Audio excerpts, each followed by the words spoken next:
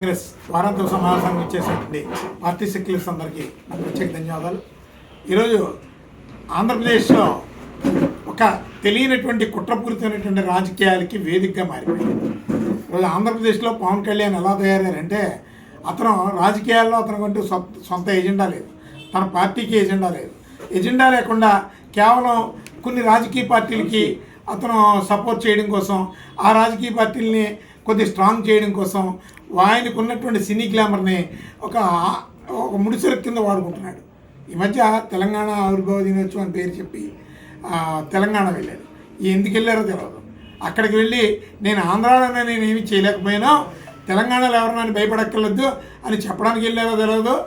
తెలంగాణ వేదికగా అక్కడ ఉన్నటువంటి ఆంధ్రులు తెలంగాణ వాదులు కొట్టుకు తెచ్చే విధంగా ఒక రాజకీయ పార్టీకి మేలు చేయడం కోసం కేసీఆర్తో కుట్ర పన్ని ఈ రకమైనటువంటి అభియోగాలు, ప్రాంతీయ ప్రసంగాలు, ప్రాంతీయ ఉన్మాద ప్రసంగాలు చేస్తున్నాడని ఒక అనుమానం వ్యక్తం అవుతుంది.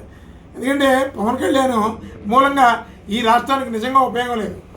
ప్రత్యేక హోదా కోసం మాట్లాడితే ఆయన్ని మోకాళ్ళ మీద కూర్చోబెడతాను, ఈయన్ని తోలు తీస్తాను అని చెప్పేటటువంటి పవన్ కళ్యాణ్కి నేను చెప్తున్నా, నిజంగా ప్రత్యేక హోదా విభజన హామీల కోసం నువ్వు మాట్లాడి నీ సత్తా చూడుకో. అలాగే నువ్వు మాట్లాడినటువంటి ఏ మాట మీదైనా నీకు నిలకడుందా?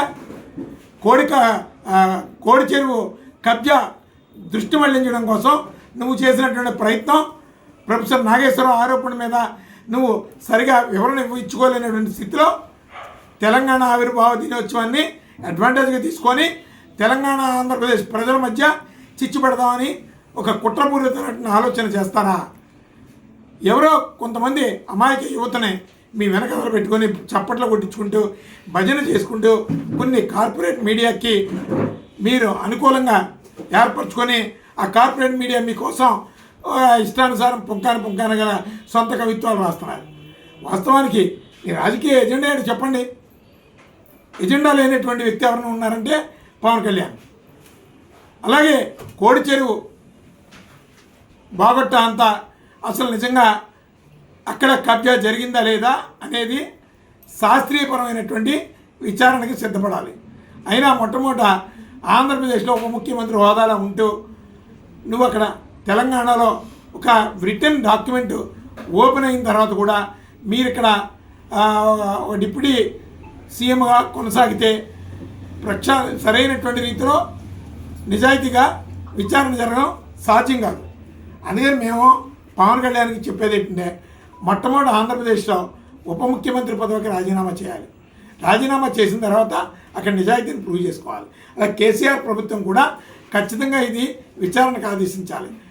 ఈ పాటికే సుమోటగా కేసులు నమోదు చేయాలి. ఎందుకంటే ప్రభుత్వ భూమని మీ యొక్క డాక్యుమెంట్స్లో ఉంది, మీ పోర్టల్లో ఉంది, మీ వెబ్ పోర్టల్లో వెరీ క్లియర్గా ఉంది.